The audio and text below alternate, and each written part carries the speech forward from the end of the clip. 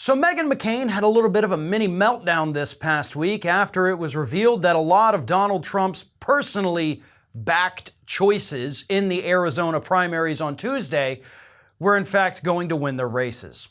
On Tuesday evening, Meghan McCain tweeted out a celebratory tweet that seemed to go with the facts at the time that Kari Lake was in fact not going to get the Republican gubernatorial nomination.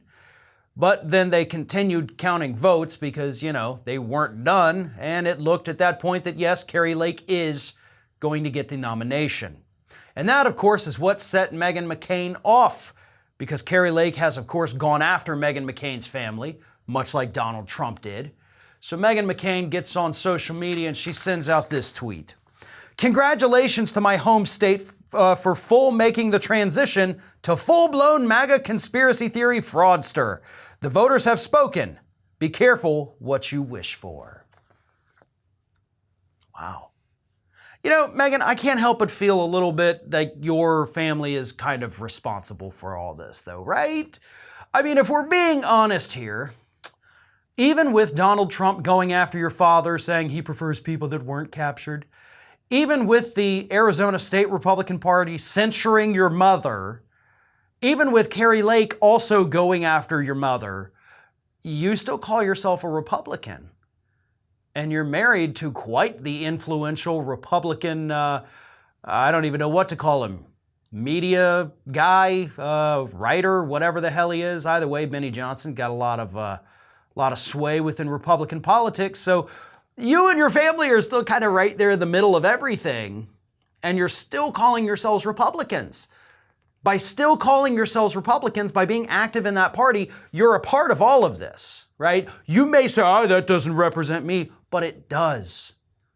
Because as the Republican Party evolves, if you choose to remain a part of it, you're evolving with it, whether you want to or not. But like I said, your family deserves some of the blame here, and I think your family deserves a lot of the blame. Because what did your dad give us?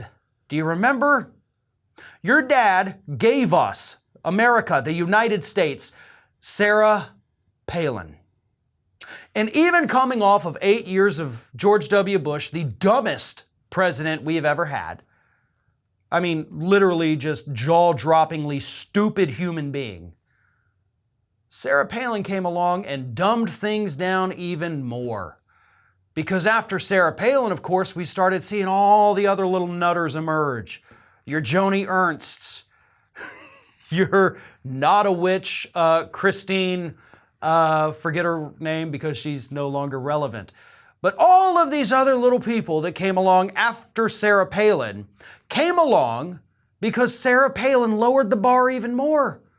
In fact, I would argue that Sarah Palin lowered the bar low enough for Donald Trump to step right on over it and into a leadership position in the Republican Party. None of which, by the way, could have happened had your father not put Sarah Palin on his presidential ticket. Yes, the Bush years were bad, and they lowered the bar tremendously. Don't get me wrong about that. But the Republican Party was given the opportunity to recover. At that point, it had not become a pattern of behavior yet. It could have been a one weird instance of it. Your father chose to perpetuate it, and it grew from there. So be pissed at what happened in Arizona all you want. God knows I am. But let's not pretend for a second that those crazed Trump-endorsed people are not exactly what the entire Republican Party is today.